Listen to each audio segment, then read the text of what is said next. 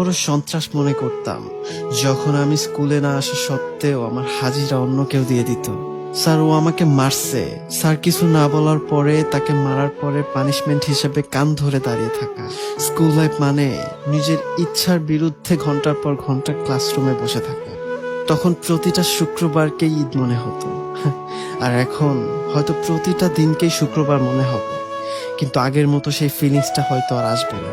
হ্যাঁ, আমি মিস করব, অনেক বেশি মিস করব ফেলে যাওয়া এই স্কুল লাইফটাকে, বন্ধু নামক কলিজার ভাইগুলাকে, শিক্ষক শিক্ষিকা নামক মা বাবাকে, এবং আমার প্রাণপ্রিয় ছোট ভাই বোনদেরকে।